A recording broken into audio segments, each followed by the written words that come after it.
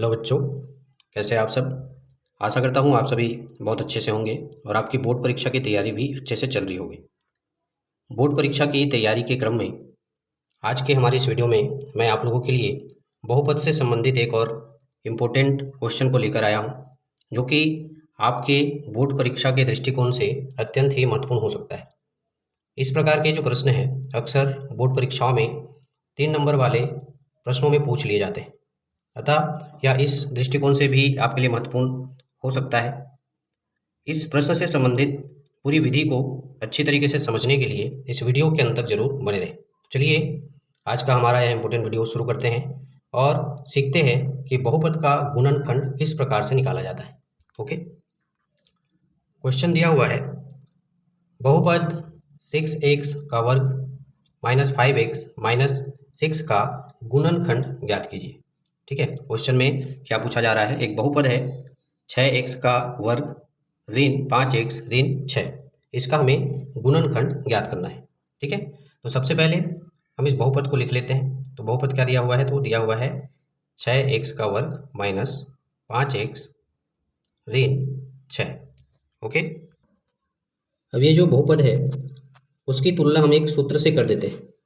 ठीक है, वह सूत्र है ax plus bx plus c। ठीक है, अब इस सूत्र के आधार पर हम बहुपद के मानों को रखें तो हमारा a बराबर आ जाएगा आपका 6, b बराबर आ जाएगा आपका -5 और c बराबर आपका आ जाएगा -6। क्लियर, ये हमने सूत्र के आधार पर बहुपद का मान ज्ञात कर लिया। ठीक है, अब इसको हम आगे हल करेंगे। इस बहुपद का गुणनखंड ज्ञात करने के लिए हमको कुछ नियमों का पालन करना होगा, उसको हम समझ लेते हैं। बहुपद दिया है हमारा 6x का वर्ग ऋण 5x और ऋण 6 दिया हुआ है। ठीक है, हमने a बराबर क्या निकाला, तो a बराबर हमने निकाला 6, b बराबर है हमारा -5 और c बराबर है हमारा -6। ठीक है, ये हमने निकाला है। ठीक है, अब इस बहुपद को हल करने के लिए सबसे पहले हम क्या करेंगे, a गुना c का मान ज्ञात करेंगे। ठीक है, तो इसमें मान रख देते हैं। a बराबर हमने क्या निकाला, तो 6 निकाला है और c बराबर क्या निकाला है, तो हमने ऋण 6 निकाला है। ठीक है, तो इन दोनों को जब गुना करेंगे तो हमारा मान क्या आएगा, ये हमारा मान आ जाएगा 36। ओके, अब ये जो 36 आया, ठीक है, ये जो 36 संख्या यहाँ पर आया, उसके आधार पर हमें b को यानी कि -5 को ऐसे गुणनखंडों में तोड़ना है या ऐसी दो संख्याओं में विभाजित करना है जिसका गुणा करने पर हमें 36 प्राप्त हो और जिसका योग करने पर हमें 5 प्राप्त हो या -5 प्राप्त हो। ठीक है, तो ऐसी संख्या कौन सी हो सकती है, तो ऐसी संख्या हो सकती है आपका 4 और 9। यदि इसका हम गुना करें, ठीक है, तो हमको क्या मिल जाएगा, 36 मिल जाएगा। ठीक है, और यदि हम इसको जोड़ें, इसको मान लीजिए +4 कर दे, ठीक है, +4 और -9 कर दे, ठीक है, तो ये क्या होगा, आपस में घट जाएगा और आपस में जब घटाएंगे तो हमको जो वैल्यू मिलेगा वो कितना मिल जाएगा, आपका ऋण 5 मिल जाएगा। ठीक है, यानी कि हम ऋण 5 को धन 4 और ऋण 9 के रूप में भी लिख सकते हैं, इस चीज़ का ध्यान रखेंगे। ठीक है, तो चलिए इसको हम आगे हल करते हैं। आशा करता हूँ आप लोगों को यहाँ तक का प्रोसेस समझ में आया होगा, आपको क्या करना है वो समझ में आया होगा अच्छी तरीके से।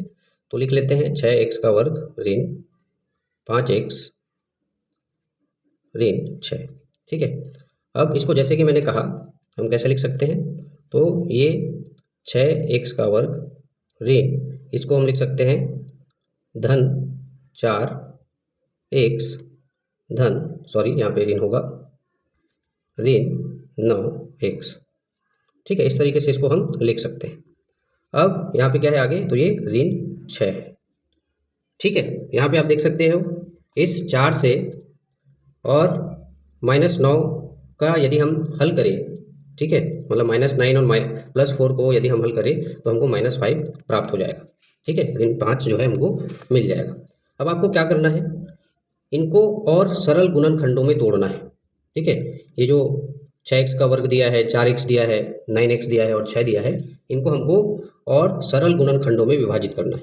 और सिंप्लीफाई करना है। उसको कैसे कर सकते हैं, तो जैसे कि हम 6 को और क्या लिख सकते हैं, 6 को हम लिख सकते हैं 2 गुना 3 लिख सकते हैं ना। उसके बाद यहाँ पे x का वर्ग है तो x के वर्ग को हम लिख सकते हैं x गुना x लिख सकते हैं ना, ठीक है। उसके बाद यहाँ पे +4 दिया है तो इस +4 को हम और क्या लिख सकते हैं, तो +4 को हम लिख सकते हैं 2 गुना 2x, ठीक है। इतना समझ आया। अब यहाँ पे जो -9 है उसको हम और कैसे लिख सकते हैं, तो इसको हम लिख सकते हैं 3 गुना 3x, ठीक है, ऐसा लिख सकते हैं। और ये जो 6 है हमारा लास्ट में 6 बच्चा, उसको हम और कैसे लिख सकते हैं, तो इसको लिख सकते हैं हम ऋण 3 गुना 2, ठीक है। यहाँ तक किसी को कोई कन्फ्यूजन नहीं होना चाहिए। हमने जो 6x का वर्ग है, 4x x है, 9x है और 6 है, उसको और सरल गुणनखंडों में तोड़ दिया, ठीक है। जैसे कि यहाँ पे मैं हल करके दिखाऊं तो 2 या 6 होगा और x का गुना होगा आपका x का वर्ग, यानी 6x का वर्ग हो जाएगा। यहाँ पे 2 गुना 2x करूँगा तो 4x आ जाएगा, ठीक है, यहाँ पे 4x आ जाएगा। और यहाँ पे 3 गुना 3x करेंगे तो 9x हमको मिल जाएगा, ठीक। वैसे ही ऋण 3 गुना अगर 2 करेंगे तो हमको ऋण 6 प्राप्त हो जाएगा, ठीक है। अब आगे इसको और हल करते हैं। हमने बहुपद को सरल गुणनखंडों में विभाजित किया तो हमको कौन सी वैल्यू प्राप्त हुई, तो हमको मिला 2 गुना 2 गुना x, उसके बाद प्लस 2 गुना 2x ऋण 3 गुना 3x और ऋण 3 गुना 2, ठीक है। अब आगे का जो प्रोसेस है उसमें हमको क्या करना है, इसको अलग अलग भागों में विभाजित करना है, ठीक है। यहाँ पे हम इसको ले लेते हैं, इस वाले भाग को एक भाग मान लेते हैं, उसके बाद धन वाला जो ये वाला हिस्सा है उसको एक भाग मान लेते हैं, ठीक है। 3 गुना 3x वाला जो हिस्सा है उसको एक भाग मान लेते हैं और ऋण 3 गुना 2 वाला जो हिस्सा है उसको एक भाग मान लेते हैं। क्लियर है। अब हमको आगे क्या करना है, इन दो भागों में से हमको क्या करना है, कॉमन लेना है। ये जो वाला जो 2 भाग है, ठीक है, पहले वाले जो 2 भाग है उसमें हमको कॉमन लेना है, ठीक है। तो देखिए इसमें कॉमन क्या आ रहा है, यहाँ पे आप देख सकते हैं यहाँ पे 2 है, इस वाले भाग में इसमें भी 2 है, यहाँ पे x है और यहाँ पे भी x है, ठीक है। तो ये जो x है ना, 2x वाला जो भाग है वो और ये 2x वाला भाग, ये दोनों यहाँ से बाहर निकल जाएंगे। तो हम यहाँ पे इसको कॉमन ले लेते हैं, उभयनिष्ठ ले लेते हैं, 2x हम यहाँ से निकाल लेते हैं। अब ये 2 और ये x और ये 2x ये बाहर निकल गए, अंदर क्या बचेगा आपका, तो अंदर आपका बचेगा, यहाँ पे बचा हुआ है 2, सॉरी ये 3 है, ठीक है। यहाँ पे बचा हुआ है आपका, तो ये 3x है, ठीक है, 3x और यहाँ पे +2, ये आपका वैल्यू आ जाएगा, ठीक है।